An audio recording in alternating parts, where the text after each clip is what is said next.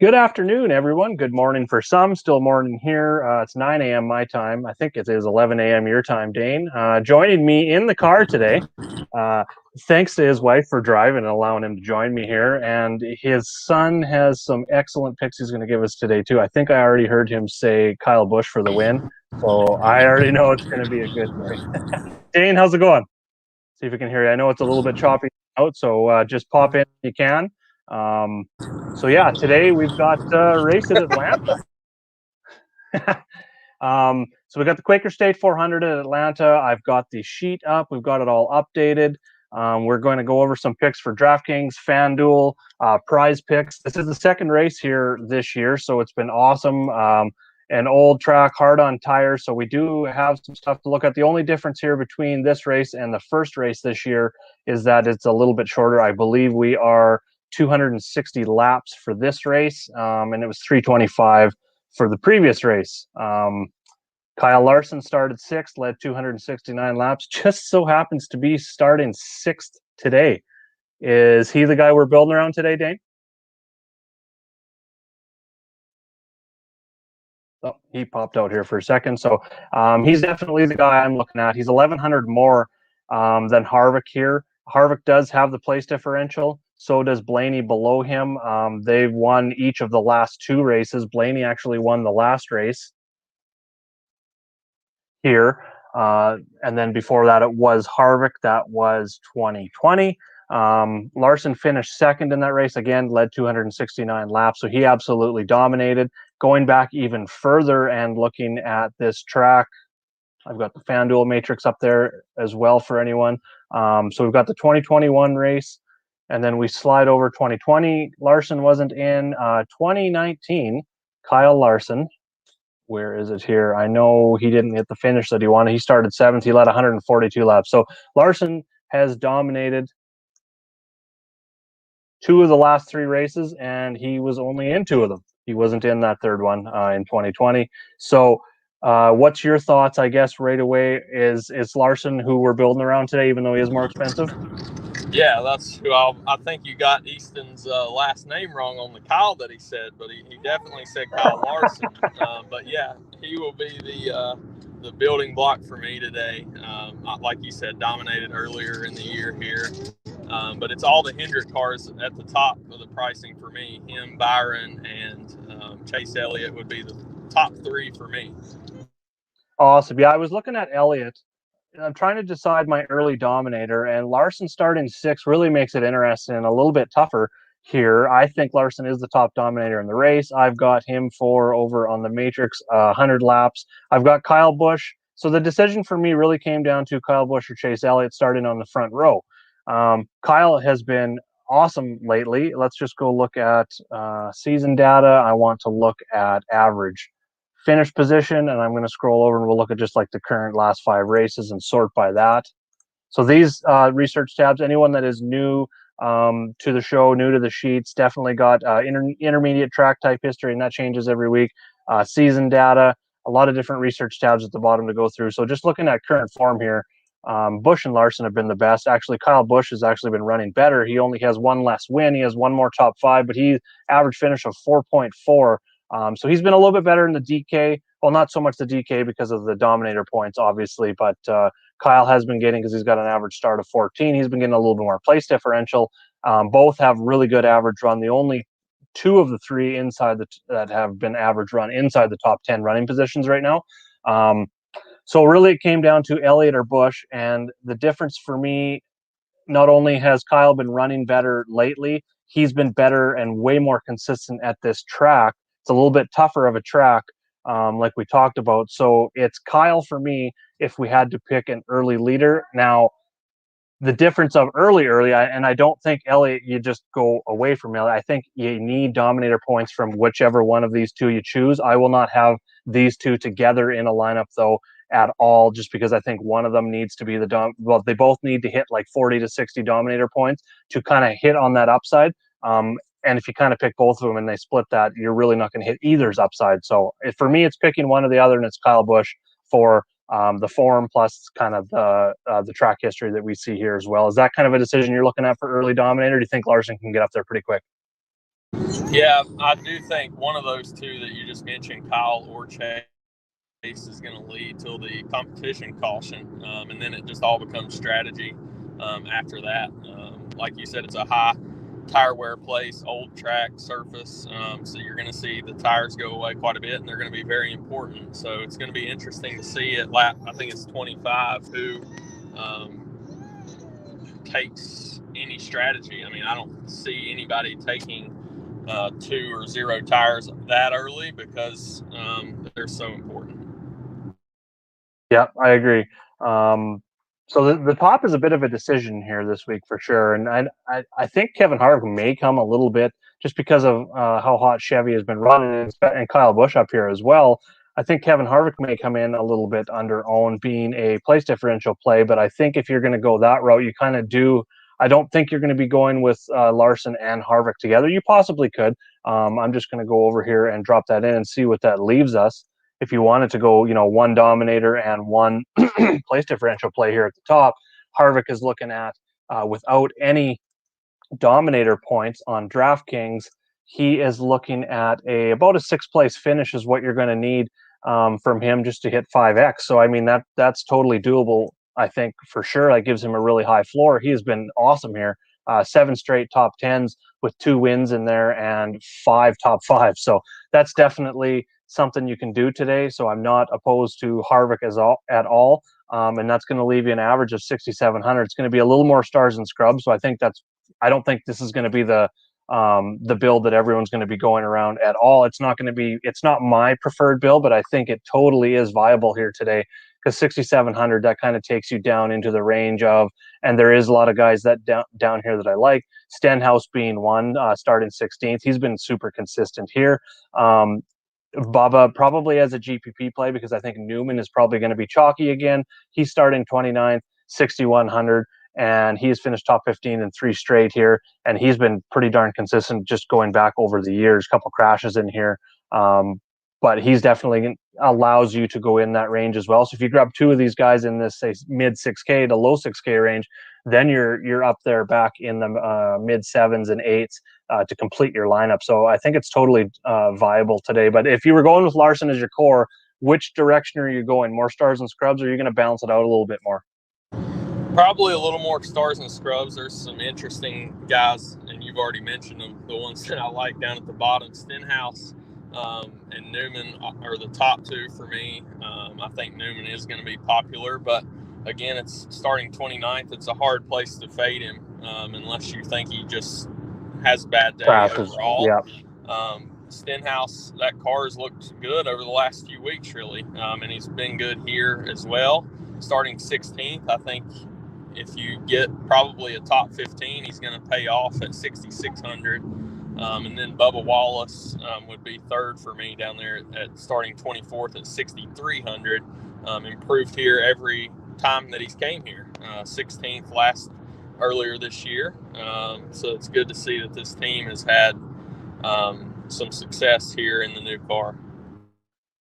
And yeah, he's coming. Well, he's not coming off. Sorry, he was 24th at Road America, but before that at Pocono, he had a best in that car this year as a 5th, 14th to the one before that, 21st at Nashville, 14th at Sonoma, 14th at Charlotte. So there's a intermediate track. I know it's a lot different intermediate track, but he looks like he's consistently starting to produce some top 15s on these tracks. So I think it does make sense. And if we look at him just on the matrix alone.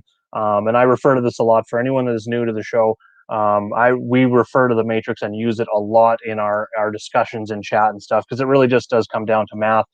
Before I jump into that, speaking of that, let's look at so Line Star is a site you can go over there for free actually and look at like the perfect lineup. This isn't the winning lineup of a GPP, but this is the perfect lineup. So the perfect lineup for the Springer obviously had Larson. He was only 10-4. That's the reason why he's over 12 this time. 160 points with all his dominator points. Buescher was only 6K. That's absolutely crazy. He's 8,600 now. A lot has changed since the start of the season. Blaney, Austin Dillon, Ryan Newman was in there. Now he's $1,000 less. That seems just like a super buy low. He should be 60% in GPPs today. And then Alex Bowman up here at 88. So we had 435, 85. And just to kind of show you for anyone that's trying to figure out, well, how do you figure out what value that is? Just going to pull up my calculator here. You take the overall points. So I actually had it up on the screen. I just deleted it. 435.85, and you just divide by 50. You could divide by 50,000, which is the salary on DraftKings. And then all you do is you times it by 1,000 at the end. So I just use 50. So I just go 435.85, divide that by 50. 8.7x is what you needed to win that GPP. I don't have I should have brought up, because I was in that contest, I should have went back and found a contest and brought it up or screenshotted it and just seen what it was to get into the money. I'm thinking probably you're looking at least like 6x to get in GPP, probably 5 to 6 for cash games. Take that a little bit less, take away probably, I'd say 4 to 5% of that score, just because we are working with about 65 less laps this race. So we're probably going to see a winning score maybe in the 400 to 420 range, and then cashing, you're probably looking at like 330, 350, somewhere in there. You're going to be cashing pretty nice. So keep that in mind. That's how you're going to calculate that. So going over and looking at Bubba here, seeing as we were talking about him, 31.5 points gets him that 5x. And we talk about this a lot with these guys down here in these lower ranges. We don't necessarily need that 5x. We can definitely take a 4x from these guys down here, because combining these guys, two of them that maybe get you 4x, or 3.8 to 4.5x, it is going to allow you to get these top guys like Larson. If he leads 100 laps, 40 fast laps, he's going to be in that 93 point range. And if I bring up the calculator again and just go 93 points divided by his salary, which is 12, he gets you 7.8x with that. So getting that 7.8x out of him, that's kind of like your cap. I don't think you absolutely need that. So back to Bubba, 31.5 points puts you right around an 18th place finish. I think he's got more upside than an 18th place finish. He's probably more in the range for me. 14th to 16th would be his upside. Kind of puts him in that 6x range. So I'm definitely with you there. And there is more than enough value plays here. Newman, Bubba, Stenhouse, McDowell. There's 4 right there that I really, really like. If we're talking FanDuel, I'm probably going to go Newman, because we are looking for finish position a little bit more. And if we go back and just look at the correlations here, and these correlations going back to the last race this year is just the correlation between starting position and finishing position. So 0.5, and the number ranges from -1 to +1. So -1, not a lot of or zero correlation, and +1 would be maximum correlation. So anything over 0.5 is pretty good. And we see that last year's race, 0.798. So I am looking for a lot of guys starting closer to the front. So on FanDuel, that is just amplified. Any specific strategies or anything that I didn't discuss, Dane, for DraftKings? Anything you're looking at? Yeah, sorry, I was having no problem. I still hear him yelling Kyle Busch. I swear to God. I can hear you. To check my ears. Okay, so we're up to 22 people watching the show now. So I kind of teased it in the chat earlier today. We are going to do another free roll. I did this for baseball on Friday. Winner today, it's a $25 Fanatics gift card for the winner of this free roll. If you are a patron, I'll double that. So it'll be a $50 Fanatics gift card. I'm going to drop that link here in chat right now. So make sure to go get in. And if you're not a patron, make sure to get over to patreon.com/JagerBombs. You can get into our NASCAR package for just $10 a month. That gives you the cheat sheets for all 3 series. It gives you access to myself, Dane, Kenny, and Ryan in terms of the content as well. I'll just get that little screen off. Oh, we'll just go like that. So if you're running more than one sport, $20 a month gets you access to all sports. We have 13, I think, live right now. There's 9 or 10 that are live right now, just because basketball is over. NHL is going to be over. Actually, basketball is not over. We're in the finals, and Dane did put together a showdown sheet. I think we're going to put that together again for you as well, coming up here in the final few games of this week. So we're going to be looking at that. So get over to JagerBombs. I say that every time. I said that in the baseball show as well. Get over to patreon.com/JagerBombs and sign up today. And if you get in the free roll right now, you will, if you do win the free roll, you will get double. So it'll be a $50 gift card. Okay. With these free rolls, there's something, I don't have the full details yet. I kind of teased it a little bit on Friday, but what the general idea is, we're going to be having free rolls once a week for a different sport. So 1 week it's going to be NASCAR, 1 week it's going to be baseball, 1 week it's going to be, I think we're going to be doing EPL once it comes back. That's going to be the Saturday free roll. And then baseball we're going to mix in, tennis we're going to mix in once there's some majors that are coming up. So there's a lot of stuff. NFL, once NFL comes back, we're going to mix that in as well. But we're going to be doing one free roll per month. It's going to be a $10 gift card. Patrons, obviously, same deal. If you're a patron, it's going to be double. There's going to be some bonuses thrown in every once in a while on the free rolls. And then at the end of every month, if you have won multiple free rolls, if you win 2 in a month, there's going to be a bonus prize for that as well. So a lot coming down the line. I just really wanted to extend my appreciation of everyone tuning into the shows, signing up for Patreon, talking with us. The new Discord has been absolutely amazing. Every single sport channel has got people chatting every day, sharing ideas, sharing winning picks, sharing, lineup strategies, bankroll management, good contests, different sites out there. Like we're talking PrizePicks a lot. So thank you very much. Make sure to go get into this free roll.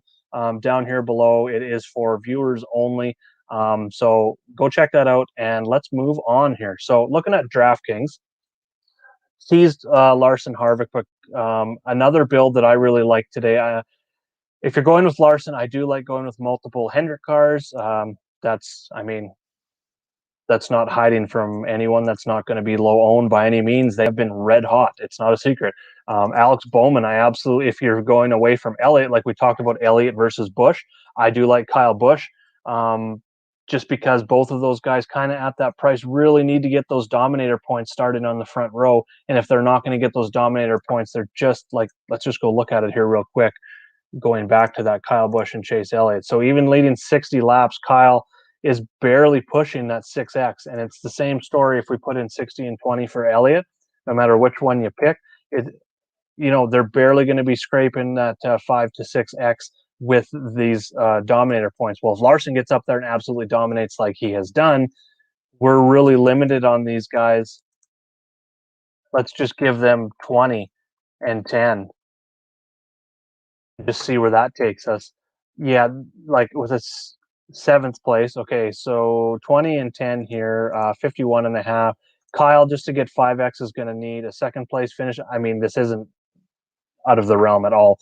Same with Elliott. They're going to need 2nd place finishes if they only lead 20 laps each. That's if Larson goes out and dominates. So it's just a little bit risky going with Busch or Elliott. You really need those dominator points. For me, if I'm going with Larson, and you want, think he's going to really dominate the race and take away from a lot of these Elliott, Hamlin, and Kyle, which he will, the correlation between Larson, Busch, Elliott, and Hamlin just isn't there. If Larson was starting in the back, say he had to start at the back, and he had those place differential points in there as well, I could definitely see combining an early dominator and Larson together.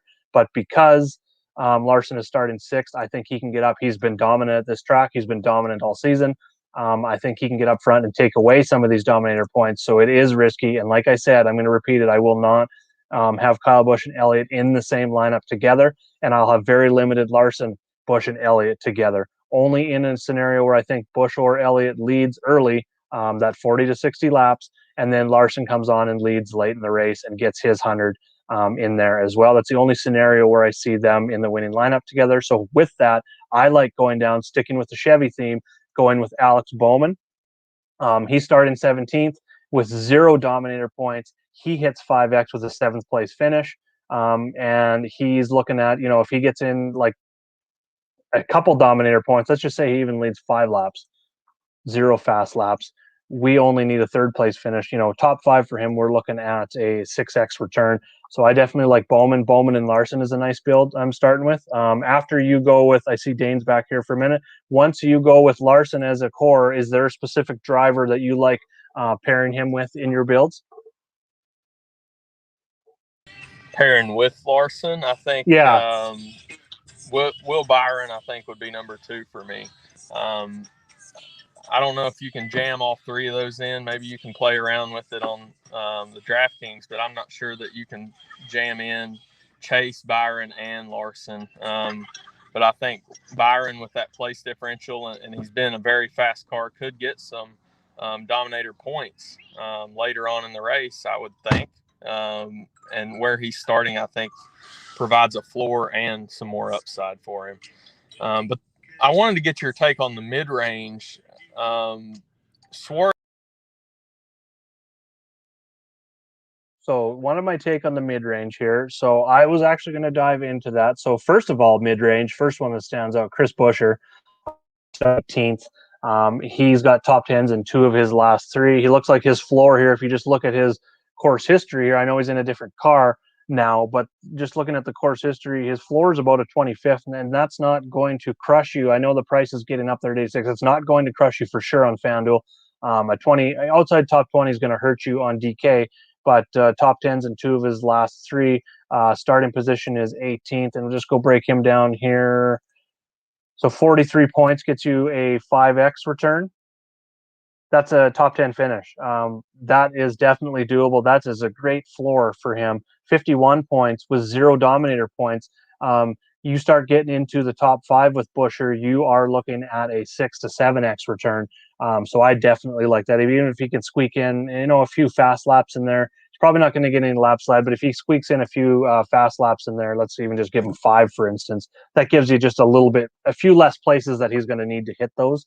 So Busher definitely, if we're talking mid-range here for sure. You had mentioned Suarez, and starting 27th, that is very intriguing. So he needs 38.5 just to hit 5x. So at this price point, I'm looking for about 5x. So 38.5, that's only a 16th place finish, like out of Suarez. So let's just go look at his intermediate here real quick. Just look it all over. So 2021, he's got 4 top 20s. So that's good to see.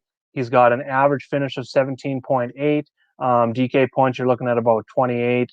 So 15th place finish at Charlotte, 11th at Kansas. So he's definitely got that, 12th to 15th upside for sure. And if that is the case, 12th to 15th puts him right in that 40 or more points. So you're kind of looking at possibly a 6x return out of him today at his highest finish. But the floor looks really good at even 4x gives you 30.8. You're looking at a top 20 here. So I think that's kind of his floor is 4x, and you're kind of looking at the high of 6x. So right in that range. So I'm definitely with you. I'm glad you brought him up. Starting 27th, I'll be definitely mixing him in. So I'll be marking him in the sheet there as well. So Busher for sure. Price is getting a little high. Like I said, I like him a lot more on FanDuel, but starting 18th, it makes a lot of sense. He's got top 10 upside for sure. And if he hits top 10, he's going to hit value. Suarez only needs like I said, 20th place finish is going to be, is definitely not going to kill you at 4x, and somewhere in between, if he gets up in terms of 12th to 15th, he's going to be crushing his value there as well. So I definitely like those. Is there anyone else that you kind of were thinking between after Busher and Suarez? Those are the top 2 for me. Yeah. After that, I think I know he starts a little bit farther forward, but kind of just going off the Chevrolet stacks, I think that team or the manufacturer as a whole has been very good. I know Hendrick is leading the way, but it's really been that entire manufacturer. So we've seen Suarez overperform with what we thought maybe coming into the year, and Austin Dillon and that RCR team has been pretty good as well. What are your thoughts? Do you have any thoughts on Preece? Starting 34th, which is nice. He's 25th, 26th. He crashed and a 35th, and so those are his 3 races here. A 25th place finish for him, which is kind of what I got maybe as like his upside, gives you only 26 points. That is below 4x. He's even starting 34th. I think he's going to take some ownership. That has me fade him even more, because to hit that 4x, he needs a 23rd place finish. And on the season, just looking at his performances, his average finish of 22nd, average run is a little bit worse, 22.2. Last 5, it's been even worse. Average finish of 25th, average run of 26th. He does have a Pocono top 10 in there, but outside of that, it is not very good. There is a lot of risk going with him, although it looks nice. Starting 34th, I am off Preece. I am much more on Suarez, and you cut out a little bit when you said it with the Chevy theme, and I think you were talking about the number 3 in Austin Dillon. Correct me if I'm wrong there. Yeah. Yes, for sure. He was next on my list as well. Starting 13th, I think he's not going to be as high on as he should be. So I think it's maybe a little bit of a buy low on him. He's been awesome here on this. Let's call it a veterans track that, tire wear is definitely an issue here, and conserving those tires, and those who do it best do best here. Look at Kevin Harvick and what he's done. When he was in his run here, which I don't even know if his run is over after just one 10th place finish here, but he really hugs the bottom of that track, and he does it better than absolutely anyone, that yellow line at the bottom. And you'll see guys follow, like, we don't have practice, but when there used to be practice, you would have guys go out there, the young guys especially, and just follow him around for 25 minutes and look at his line and how he follows it. So it's definitely a veteran's track. So Austin Dillon has done very well at this veterans track. He's a veteran now himself. 6th here earlier this year, 11th last year, 21st before that, 14th. So he's got some really good finishes. So starting 13th, I wanted to look at him on the matrix and just see where he falls. So we'd like to get at 7,900. We're in that range where I'd like to get 5X out of these guys. 39.5 points gets us there. So we're looking at just right around top 10. So I think that's totally doable for him. I think he's got, 5th upside, which does put you in 6X return for him. So I like the floor. Even though he's starting 13th, which may scare some people off, I don't think he's going to fall outside the top 10 in ownership, but pretty darn close, somewhere in that probably 8th to 12th is where I got him projected. And I will take that from a guy at 7,900 that can give us 5 to 6X return. So 100% with you on Dillon. So that gives us a good range here of drivers in the top tier that we really like, mixed with. So what I did when I started my builds this morning was I started with Larson right off the bat, and I went and I actually started with Elliott, but then I kind of Kyle Busch gets you 6,900, so that's not hard. You can go fit McDowell. Where are we here? Let's scroll down. McDowell and Newman, you're back up to 7,800, so that's viable. I wanted a little bit more room, so that's when I went to Bowman. But I like what you did with Byron there as well. I think he is definitely viable. I think my builds right now, if I was doing 20 max, I'm definitely not going to have time today. Working on a bunch of baseball stuff as well.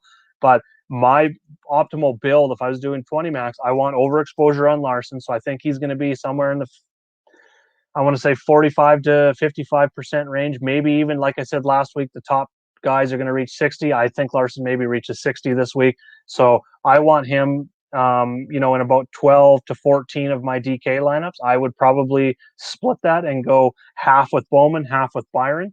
Maybe even split it up a little bit more and go, say, 5 with Byron, 5 with Bowman, 5 with Kyle Busch, because he's my third favorite. If Elliott's your third, maybe go with Elliott there. That's kind of the way I would build today. And then maybe build some contrarian, your final 6 to 8 lineups without Larson is kind of the way I'm looking at my build. Do you have any thoughts on build strategy like that before I go and answer a couple questions?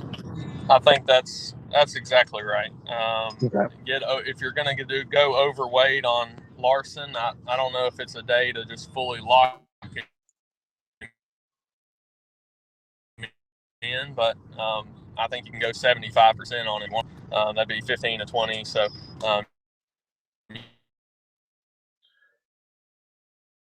Yeah, I'm with Dane there for sure. It's not really a day to lock him in. If he was starting on the pole, I think this is maybe another opportunity where he could just lead 260 plus laps. 100% with you there.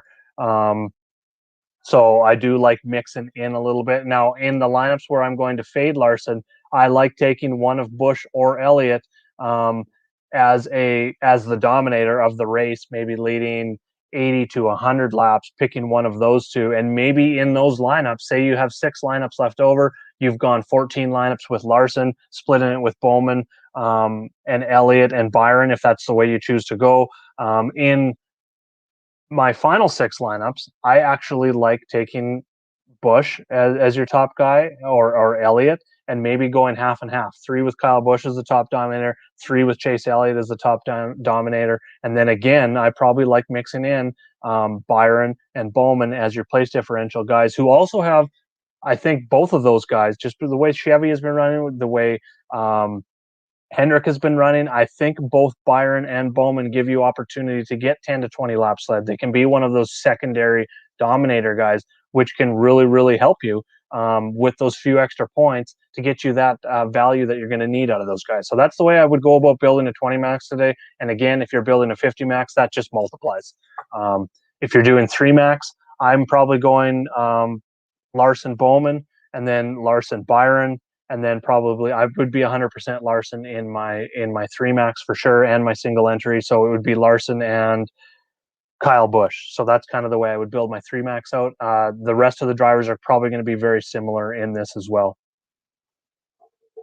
Awesome, Kenny. Yeah, it's something we wanted to talk about a lot more on the shows, on all sports, to be honest, is more not just picks, but more of our what we think a floor is for a guy, what we think an upside is for a guy, and then obviously figuring out what the points and the value return is going to be, and then just kind of figuring out a strategy of how to go and try and get the optimal build on the day, especially if you're multi-entering. Building rules for yourself when you're optimal building multiple entries is absolutely crucial. If you're just going in, making a lineup, click and enter, going and build another one, click and enter, going and building another one, you're just not building optimally, because if your core does end up going off, you're not going to be built optimally to get the most return on your really, really good days. And your really, really good days instead turn into just a little bit of profit because half your lineups are out because one guy screwed you or whatever. So figuring out your rules for building, even if it's only 3 max, even if it's only 20 max, even if it's all the way up to 150 max, is crucial. So I'm going to answer a few questions. My thoughts on Keselowski, 9,200. So the price is decent.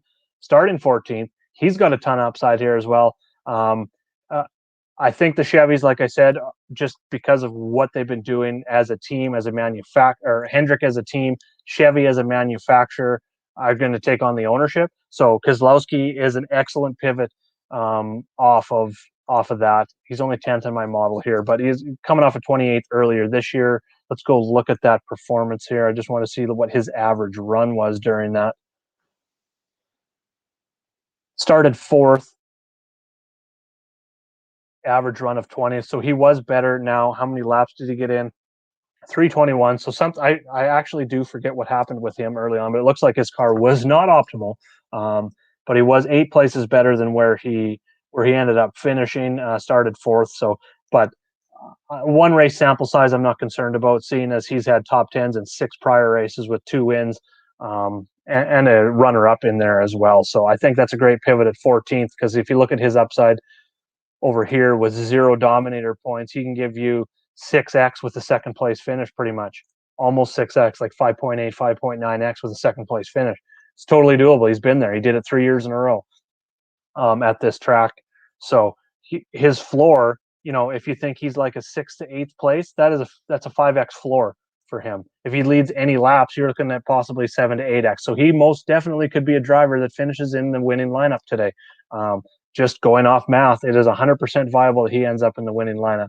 Versus if you don't think Kyle Busch and Chase Elliott lead more than 20 laps, there's a very, very good chance neither of them is in the winning lineup. So that's the way I look at the math. That's how I break it down using these matrix. Again, for anyone that plays FanDuel, I did add FanDuel matrix. Last week, I apologize. I was kind of adjusting it on the go. I had a bunch of formulas wrong when I copied it over. This week, it is running optimally. So go check that out for anyone that is running FanDuel. Something else I added here today, I wanted to go over real quick. I think we're at 33 minutes. I'm going to go about 10 more minutes here.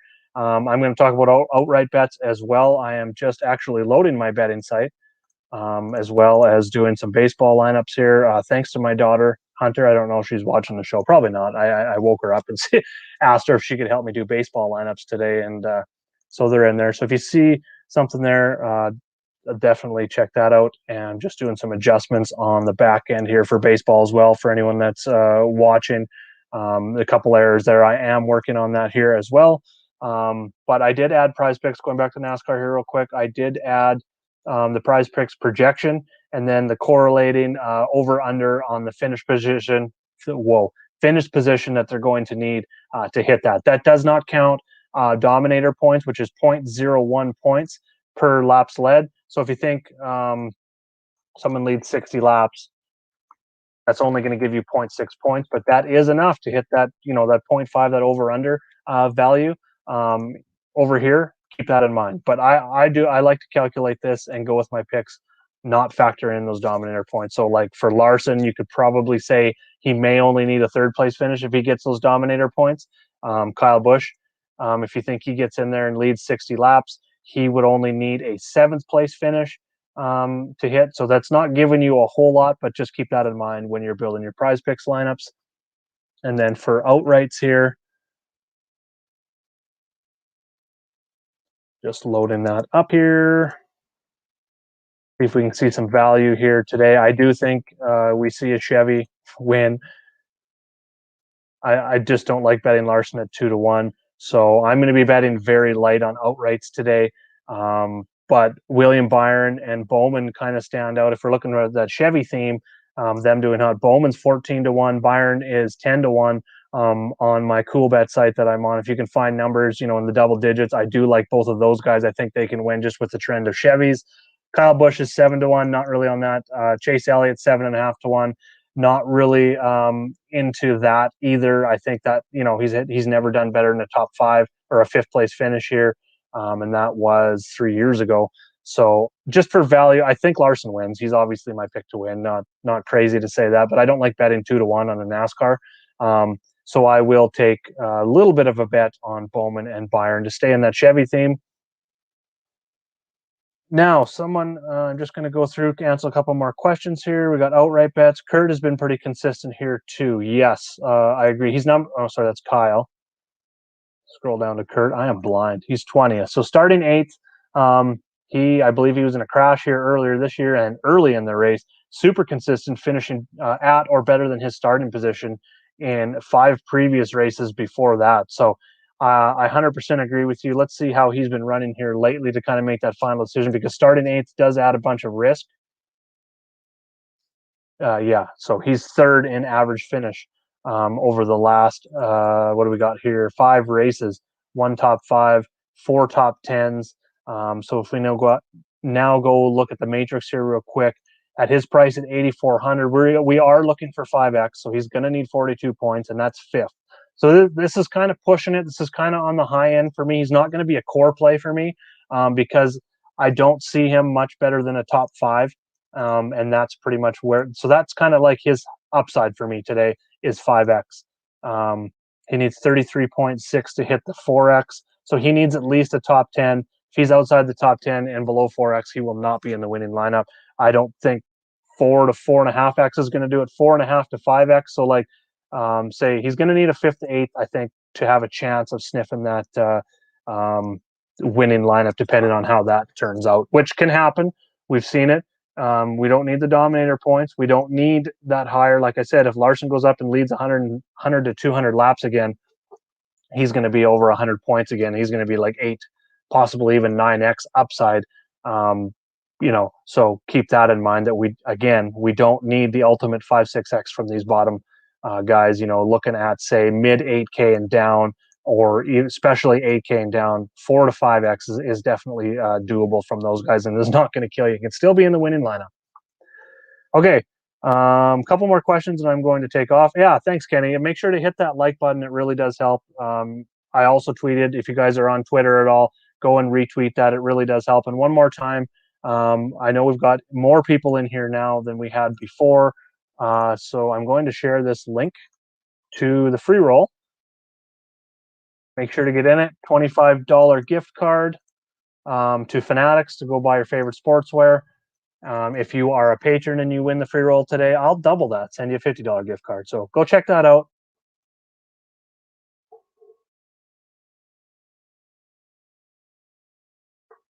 If you're not a member, again, head over to patreon.com/JagerBombs. I said it right this time, so that's bonus points for me. Smash the like button for sure. I didn't screw it up. It's the first time out of the last 5 times I've tried saying that I haven't screwed it up. So clap for me. Anyways, go check that out. If you're a patron, like I said, I'll double that. Thoughts on Hamlin here I see as well. Again, Hamlin is in the same boat as Elliott and Busch for me. You need dominator points out of these guys, or they will not be in the winning lineup. Like Hamlin, just to hit 5x, needs 48. He can't do that without dominator points. And when you're talking guys over 9K, 5x is the floor we need from them. We need probably 6x to have any good return on them in a GPP. And like I said, we're probably looking at about 7 to 8x for a tournament win today. So if Larson isn't up there, if Larson's up there robbing that dominator points, it's going to be very tough for Busch, Elliott, and Hamlin. Like I said, Larson has led, I believe, 140 plus. He led 200 and let me just check that out. 269 here out of 325. So he led 83% of the laps here last race. There's a few less laps, 65 less laps in this race. 2019, he dominated as well. He didn't get the finish out of it, obviously, finishing 12th. He dominated the lead in 142. Still give us 85 DK points. That's finishing 12th. So if he leads 100 laps today, he can finish 5th, and he's kind of giving us that 85 points in there again. So back to Busch, Elliott, and Hamlin. This is where the biggest decision, I believe, needs to be made today. I will not have any of them. I may have exposure to all three of them if I was doing 20 max, 150 for sure. But I will not have two of them together in the same lineup because I feel that Larson gets up. I feel Larson wins the race. I think he dominates the laps led. If that doesn't happen, I feel one of these three will do it. So if you're fading Larson, I would pick one of these three to dominate. And in order, I like Busch, Elliott, and Hamlin for the dominator order after Larson. And I won't have Larson with any of these three in the lineup, and I won't have any of these three combined together in any lineup. It's kind of the rules that I'm looking at today, just because they don't correlate with each other's success. Even if they finish 1, 2, 3, and none of them lead laps, they're not going to be in the winning lineup. If they finish where they are, because you're looking at 47, 45, and 46 points. That is not 5x for any of them. So one of them needs to dominate. I don't know if that makes sense. If it does not, let me know. Hit me up in chat and I can explain it a lot further because I do have to go here on the show. But so it's Busch, Elliott, and Hamlin, the order of those three. But it is very risky because I think Larson is your top dominator today. Busch 2, Elliott, and Hamlin. So my optimal build, going back to that, I think someone asked on Alfredo. For me, I'm not really going down this far. He did finish 27th here earlier this year, starting 35th. We'll just look at the matrix. That's just going to tell the whole story here, because I think that's kind of 25th is like his max that he's going to get to, which puts him at 24 points. That's not 5x. And I said we could get away with that. But when his upside is just barely over 4x, for me, like where I think his upside finish is, I think he's more in the 28th range. That's 18 points. You're sitting below 4x. So I'm off Alfredo today. Give me just a second here. Stacking Byron, Bowman, and Larson. So I'll just do that here and I'll show you what that looks like.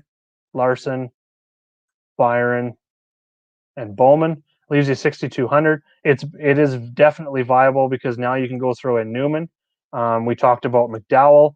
That leaves you 6,600. Then you can go Stenhouse. I like all of those guys. So there's a build for you guys right there. It's probably going to be chalky. That leaves $0. A lot of people in NASCAR will try and leave $0. That's a chalky build, but most definitely viable. It gives you possibly the top dominator. It gives you two huge place differential plays who also have dominator potential.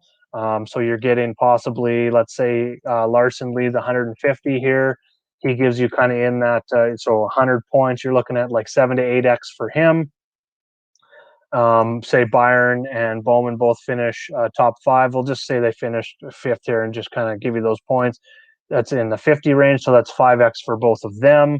Then we start coming down here and we look at Stenhouse, Newman, and McDowell. They all have 5 to 6x upside in here as well. I think Stenhouse 39.6. He finishes inside the top 10. You're looking at over 6x for him. Newman, I think he can finish 15th to 20th for him. Well, 15th right here is in the 6x range. So there's a huge potential upside lineup right there with the top dominator place differential plays and 3 value plays I'm very high on. I will be running that lineup in one of my builds for sure today. So I'm with you, Chandler, 100% building on a Byron, Bowman, Larson lineup. I don't think I'll go all that way just because I think that could be chalky. To pivot off of that build, take Larson and one of them, Larson and Byron. So leave Bowman out now. Then you'll only need 2 of these guys down here. So it's a very similar lineup. And now we can go up into the mid-range. Say Austin Dillon, I think is going to be a little bit lower owned. I think we see some lower ownership on Suarez that Dane talked about. So then we can go plug in those 2 guys. So there's 2 lineups right there with the same 4-driver core. And that's why I always say if you're building 20 max, you can take that 4-driver core and build 5 lineups around it. Take another 4-driver core, which swap Byron and Bowman, build 5 more lineups. There's 10 lineups with 1 solid core. If that core, those 4 drivers, finish as top dominator, 2 of them finish top 5, and your value plays all do good, that 4-driver core is going to crush, and now you've got 10 shots, or at least 5. But if your whole core does good, you've now got 10 shots with those cores, those lineups, to really hit the perfect lineup. If you really feel strongly about it, go even deeper with that build. So definitely go there. Was thinking a way to get off of both was to pivot Byron or Bowman and try and get in Keselowski. Yes, absolutely love that. So you go Larson, Bowman, Keselowski. So there's a 3-driver core. You're at 6,400. Then you go grab 2 of these lower guys if you want, McDowell and Newman. I keep going back to those 2. You definitely don't need to. Just trying to go for price in here. It leaves you 7,400. Now you can go up. This is going to be a little bit lower owned range too. Also, leaving money on the table in NASCAR, very, very viable. Do not try and use all your salary all the time. People will try in this build right here. This is where Priest comes in. People have 7,400 left, are automatically going to go plug Priest in. I would bet you 95% of people with this 5-driver core that they've built will go plug Priest in right away. 7,400 left. He's starting 34th. He's got lots of place differential upside. For anyone just joining in, I do not like Priest. Priest is starting 34th. He needs 37 points. Let's just say he needs 30 points for 4x. That's a 23rd place finish. Let's look at him on the season. And I know I'm going over this again, but I got more people in here now than before, so I just wanted to cover it and why I look at the matrix so much. He's got 1 top 10 in his last 5. He's only got only 1 top 20 in his last 5 races as well. Average run of 25th. That is an average run of 25th. That is 26 points. That's below 4x. I just can't take that. So for strategy here, if this is what we get to avoid the chalk, which is going to be Priest, with this 5-driver core right here, which they're all, I don't think Keselowski is going to be high owned, obviously, but someone right in that same price range is going to give you the same result going back to Priest over and over and over again in the 7,400 range. I love that price and starting position is there because I'm fading it. If it works out, great. Great for those people. If it doesn't work out, I'm looking really, really good because I think he maybe sees 15 to 20% ownership. Leave money on the table. Go to Stenhouse. Leave 800 on the table. You've got a driver who I think has more upside, a higher floor, and you're going to pivot off some ownership. So that's how I like going about building, is take some core, take some ownership guys, put them in there and see where it leads you. Plug in a few different guys. And if it leads you back to that same driver over and over and over and over again, he's going to be high owned. This is where I make pivots. Is I'll put, I'm not going to fade Larson because he's going to be chalk. I'm not going to fade Byron because he's going to be chalk. I'm not going to fade Bowman because he's going to be chalk. These guys have been doing really good. They've been good on the track to give you good place differential upside. They give you amazing return on their upside finishes. So I'm not going to fade those guys. I will fade Ryan Priest, who I don't feel does better than a 25th place finish 85, even 90% of the time, which is only going to get you 4x if he gets up to 23rd. That's the guys I'm going to fade. And when I start plugging in names into lineups and it keeps coming back to that same price range over and over and over again, people aren't going to go Reddick and Chastain a whole bunch because they're starting top 10. They're going to go with Ryan Priest because he's starting 34th, or they're going to go down to Jones or Custer with a little bit less. So I like leaving money on the table in that situation. Yeah, I'm not on Truex myself. I like Keselowski and Bowman and Byron better. There's just, even if in 20 max, I don't see myself needing to go there. With how much exposure I want to my core guys. When I build my core guys, which are going to be, like I said, Larson, Byron, Bowman, top 3 in this tier. Busch, I want a little bit of Kevin Harvick in there. I want a little bit of Ryan Blaney starting 15th. There's no room for me to fit Elliott, Hamlin, Truex, Logano. There's no room for me to fit them in there. And this is even worse. We talked about these guys at the top. Truex 45, okay, maybe not worse, but he needs a 2nd place finish just to hit 5x at 9K with no dominator points, and I don't think he's got dominator points on the table. 4x, 6 to 7. That's kind of where he's been running lately. Like if we go look at what he's been doing, he's got an average finish of 12.8, average run of 12.4. It has not been good right now. I don't think we can trust him whatsoever. Can he come out and win the race? 100%. Can he go out and dominate? 100%. Has he been there? No. Kyle Busch is having trouble dominating races. He's been slowly coming on and getting better and getting better. Hamlin has been consistent, but he's not been running up front. So to think these guys outside of Kyle Busch can go ahead and dominate in the Toyota team would just mean that something crazy happened between the last few weeks and they just like flipped a switch and all of a sudden he's a dominator again. Because 36 points, like he's an average finish of 12 lately. And I'm just saying that a 4X is a 6th or 7th place finish. That ain't going to cut it. He will nowhere near be a winning lineup, sniffing a winning lineup. He needs, with 0 dominator points, he needs to win the race just to hit 5X and have even sniff the winning lineup. So full fade for me on Truex. Logano's kind of the same thing. Just, whoops, I just messed something up. I'm sorry. No, this is a made-up sheet. So this is my sheet, a copy of it, so I didn't screw that up for everyone. It's a heavy owned day for sure. There is going to be some chalk, and it is pretty clear who the chalk's going to be, and I've kind of gone over it. But I also give you some options here and how to build the contrarian lineup without avoiding all those chalk guys and leaving yourself at risk. You can still build with these chalk guys at the top, make your pivots at the bottom, make your pivots away from the guys like Priest, so you just keep coming back to. Maybe it's not Priest. Maybe it is like Almirola. You have 8,000 left over, and you keep going Almirola. Put Dillon in there. Instead of Suarez, put Dillon in there. Make 2 pivots in your lineup, and all of a sudden you're not splitting with 1,000 people. You may only split with 10 to 20. Very tough on chalk days when the chalk hits to not split with someone unless you're leaving a lot of money on the table. And when you're doing that, you're obviously fading some of the chalk in there as well. So lots to think about today. I am in chat, DFSR chat, as well as Discord chat up until lock. So go hit me up there with any additional questions. You can comment in the video. I'll hit you up there. And for anyone that missed out that is watching the show, maybe just joining in on the end here, I'm going to post the free roll one more time here. Make sure to go get it on that free roll. $25 gift card to Fanatics, $50 if you're a patron member, double for that. So make sure to go get in that free roll. I'm going to keep doing these free rolls if we can fill them. We can keep getting people in watching the shows, and it has been fantastic so far. So stay tuned. We got All-Star Week starting next week for baseball, so we're going to be down a little bit on the baseball shows. The live show will be back on Friday, so there won't be a live show for that tomorrow, but the MLB live show will be back.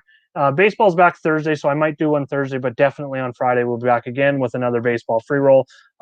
Huge event next week for golf in general. It is the Open Championship, and it starts very early, so I'll be having a lot of just click the link above Chandler. Click the link. It'll take you into DraftKings and just go enter a lineup. So we got the Open, the British Open, whatever you want to call it, starts next week. Going to have some content posted in chat today for, I think Larson touches 60%, maybe even 65%. The top 2 guys last week were 65%, both of them. So I see no reason why Larson's going to hit that again. So I will have 2 live shows next week for PGA. There will be a free roll for PGA as well for anyone that tunes into the live show. So make sure to check that out. The live shows will be Monday and Wednesday, maybe even Tuesday. I'm not sure. The first show is going to be a preview, looking at the field, looking at some Open Championship history, looking at some form, some stats, stuff like that. The second show is going to be Tuesday, Wednesday. We're going to talk more ownership breakdowns and stuff. Right on. Thanks for joining me for the show. Like I said, if you got questions, hit me up in chat. Let's go get it today. See some green screens. I'll meet you in winning picks.